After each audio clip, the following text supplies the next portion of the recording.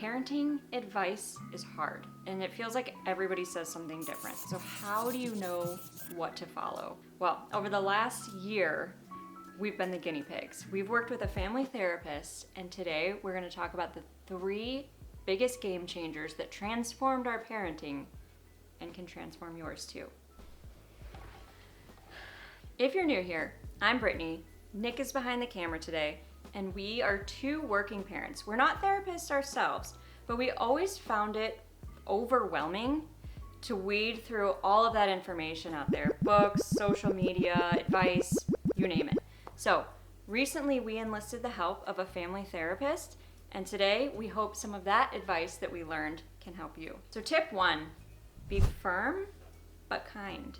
As a parent, you're kind of approaching from one or the other. Like, I need to be very strict with my child, or, I want to be their best friend. And how do you navigate the line between the two? And so that's where you really have to learn to set boundaries so that they kind of have a structure and they're not walking all over you, but you're also approachable and friendly, and they get kind of that warm vibe, because that's also necessary. So parents who are firm without the kindness, that can tend to lead to anxiety or lower confidence, fear of making mistakes. Now, on the completely opposite side of that, if you're overly kind without kind of the firm, it makes it hard on kids because they have no structure, boundaries. It's tough for them in social situations. They don't have expectations. So it's really hard from a problem-solving standpoint for them to be able to know how to make those decisions by themselves. So knowing that, how do we approach this? Well, one strategy is to use positive language. So instead of saying don't or no, replace it with what they should be doing. So for example, your child is climbing all over the couch like a monkey. You could say something like, couches are for sitting, and that gives them direction and expectations and tells them what to do versus simply just telling them what they shouldn't be doing. The next strategy, be consistent while also validating their feelings. So for example, one thing that happens quite often in our household is the kiddos do not want to go to bed. So you're in their room, they're laying down. You could say something like, hey, look, I know this is tough. You don't want to go to bed.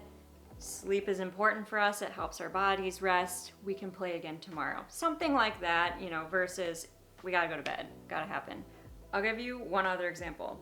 And this is another thing that happens a lot in our house is one of the kids doesn't want to eat their dinner. I feel like this is a pretty common thing. So instead of saying you have to eat 3 more bites or you need to eat that broccoli, you could say something like, hey, I know you're not a big fan of that broccoli, but it's important that we eat our vegetables. We gotta maintain a healthy lifestyle. So you don't have to eat the broccoli, but we're also not gonna get a snack if we don't eat our vegetables, or if we're not trying new things, if we don't at least try the vegetable. So that's one way to kind of approach that versus simply saying you have to do this. So we just went through firm but kind. Next tip is, this is hard, but you can do it. So we use this one quite often, and this really validates feelings while also encouraging. For example, your kiddo is working on a homework and they're having trouble solving it. So you could acknowledge, hey, I know this is tough. This is a hard assignment that you have, but you can do it. So it validates their feelings of struggling with their homework, but it also encourages them to keep going, and eventually they'll finish it and then they'll feel great about themselves. So why is this important? It can build resilience, perseverance, and also problem-solving skills. So all very important things just by a simple phrase. So that's one of the reasons why we love this so much, is that it's super simple, but it's also very powerful in what you can teach your kids through this. So how do we put this into practice? I know I gave you kind of one example, but another way that we kind of do this is to use our personal experiences. So maybe you had a challenge throughout your day, like I, was cooking dinner and it didn't go according to plan, and I still went with it and I created something that turned out fantastic.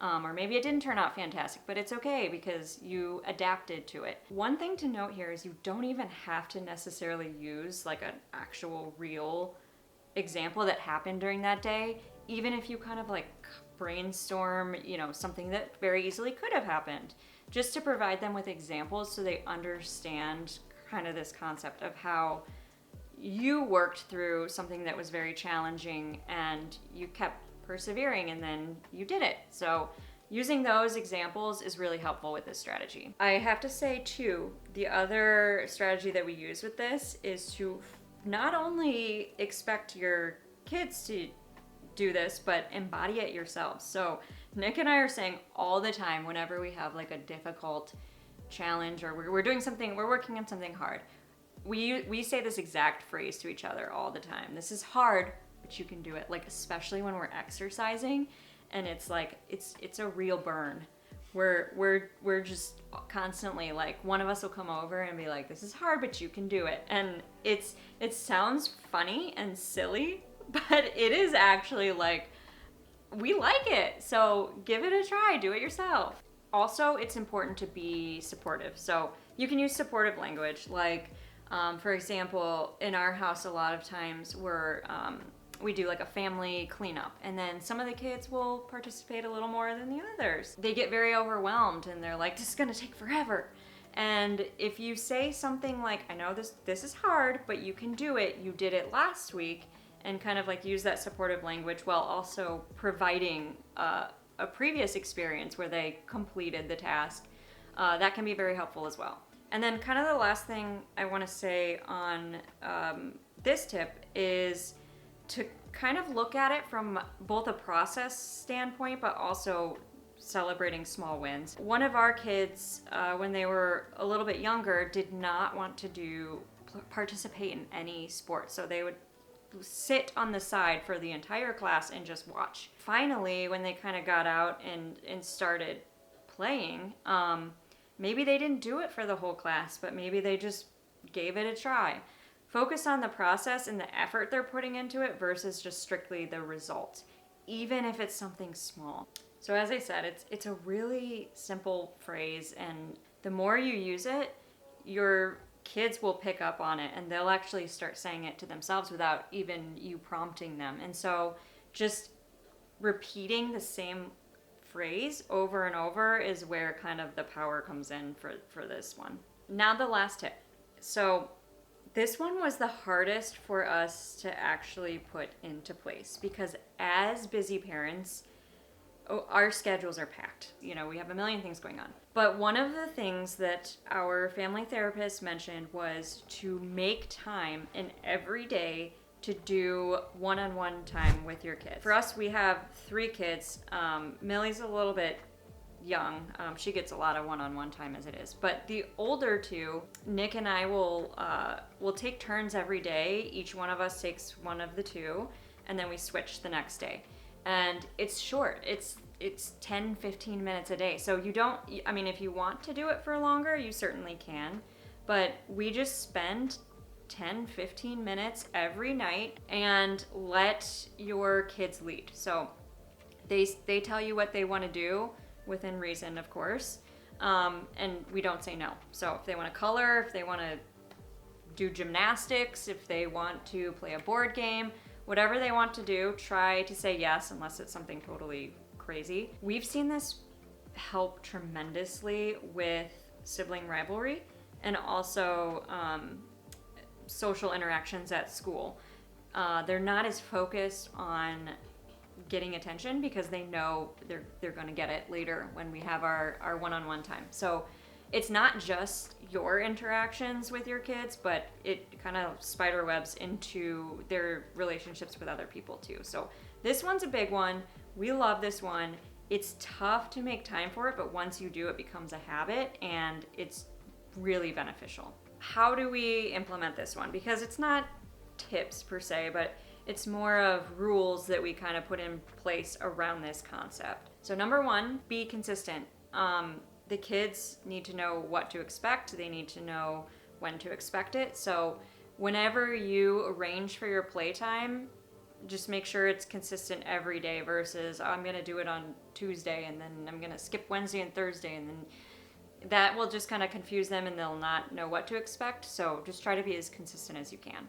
So the next one I kind of alluded to already again, but this one is to let your child determine the activity. So it's really important that they feel like they're getting to make decisions and choices with what they're doing with you. They might have this activity they really want to do, and this is their time to do it. So try to say yes as much as possible and let them choose what activity you do together. This is the most important one and the hardest to implement.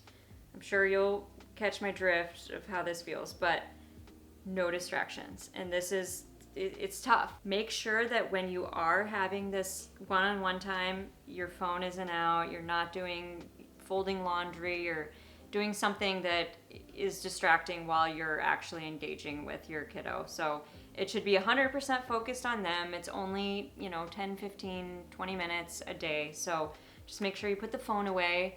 It's hard for me too. I get it. I totally get it. But it's crucial for this. This is hard. You can do it. Feel free to modify as needed. So you don't have to do these things daily. Actually, our therapist recommended that for our older child, because she has activity, she's starting to get into the age of like after school activities and things. It could be, 1, 2, 3 times a week. Just make sure it's consistent, that you're consistently doing it, the same days per week or the same time, just so they know what to expect. But it doesn't have to be a daily activity. Also, it can be any time of the day that you want. So maybe your child is younger and they go to bed earlier, so after dinner might not work for you. If that's the case, then you could do it in the morning. Whenever works best for you. This is something that you can totally personalize and figure out the formula that works for you. So think about these things and start small. You absolutely don't have to incorporate all of these things overnight. We certainly did not. I mean, we did this over time, and we love these 3 because they're simple yet effective. And as a parent, anything you can do that's quick and actionable but makes a huge difference is a win in our book. So if quick and actionable tips are for you, make sure you stick around because we will have more like this coming up. But for now, catch you in the next one.